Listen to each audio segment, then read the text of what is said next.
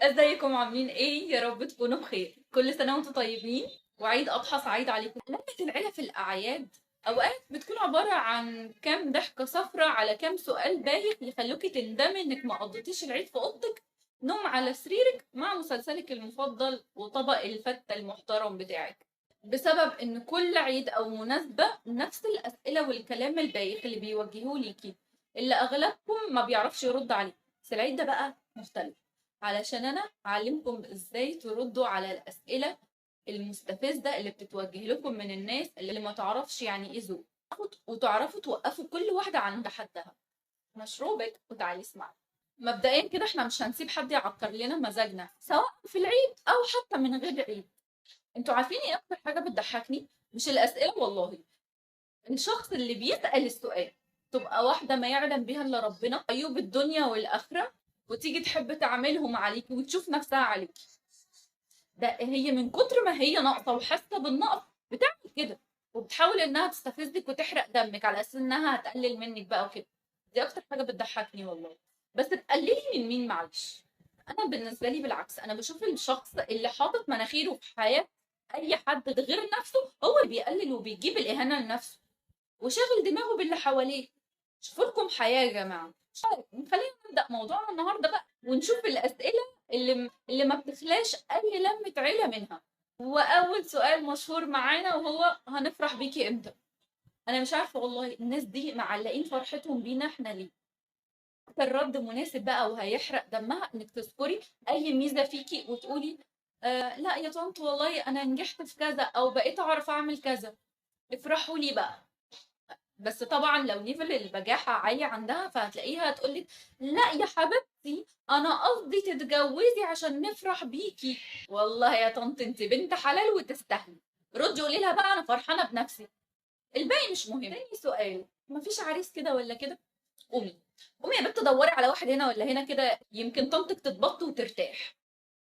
بجاحة السؤال وغبائه ممكن يخلي أي بني آدم مهما كان يمتلك من ملكة الكلام إن هو يعجز عن الرد. بس معلش، لو الشخص ده أول مرة يوجه لك السؤال ده تكتفي انك تردي تقولي له لسه نصيبي ما جاش والله، مع ابتسامه بسيطه خفيفه كده والموضوع يخلص على كده. انما بقى واحده حربوقه بتتعمد انها تضايقك كل مره تتقابلوا فيها، دي بقى ممكن تردي تقولي لها وبيعرفيني المكان اللي اشتريتي خطيبك او جوزك منه يمكن الاقي حاجه تنفعني. انا مستنيه راجل عشان اللي موجودين دلوقتي بواقي رجاله. في بقى فئة كده أنا مش عارفة بصراحة هم عقلهم فين، ما بيعرفوش يميزوا ولا ما عندهمش ذوق ولا إيه بالظبط. زي مثلا هو أنت ما بتخرجيش زينا ليه؟ مفيش ذوق ولا دم والله. طب يا ستي أنا مثلا ظروفي مش كويسة أو مش عايزة أعرف حد، ليه تحرجيني كده؟ وفي أصلا بنات أو في ناس عموما ما بيحبوش الخروج في الأعياد أو الخروج أصلا. أنت مالك؟ نفسي الناس تبقى واعية أكتر من كده وتبص للسؤال اللي بتسأله من كذا ناحية قبل ما يطلع منها. بس ممكن تردي عليها وتقولي لها انا اتخلقت للراحه، او انا العيد بالنسبه لي الانتخه والقعده في البيت. بس انا بقى اعرف حد بيجح كان ممكن يكمل بقيه السؤال بقله ذوق ويسالك هو انت ما بتخرجيش زينا ليه؟ مش معاكي فلوس؟ دي ممكن تردي بقى عليها وتقولي لها الحمد لله، انت لو محتاجه انا ممكن اديكي. خشي لي على اللي بعده. مش هتخسي بقى؟ قولي لها لما باكل من ثلاجه ابوكي وقتها ممكن افكر، او لا ده انا ناويه زيت كمان والله. او هي تقولك مش هتخسي بقى وانت تقولي لها مش هتتربي بقى. انتوا اللي بتجيبوا التهزيق لنفسكم. انت لو قاعده محترمه في مكانك ومش راميه مناخيرك في حياه غيرك مش هتتهزقي، عشان انت ممكن تجيبي لنفسك ولاهلك شتيمه. السؤال بقى بتاع ايه ده انت مش لابسه بموضه السنه دي ليه، او الستايل اللي عليكي ده قديم موت، موتة تاخدك يا بعيده. بس دي بقى ممكن تردي تقولي لها اه ما هو انا بلبس على ذوقي مش بمشي ورا القطيع وخلاص، او انا كده بحب ابقى دايما مميزه ومختلفه عن الكل.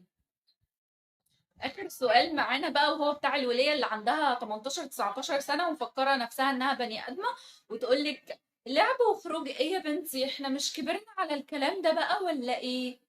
او تقول لك ايه شغل العيال ده؟ طب بس قومي بس غيري ملاية السرير اللي غرقتيها وانت نايمة قبل ما امك تشوفها وبطلي عبط. والله يا جماعة هي مرارة واحدة وخلاص بتستغيث، فردي عليها وقولي لها انا بعيش سني، او والله اللعب ده للناس العاقلة اللي بتعرف تبسط نفسها.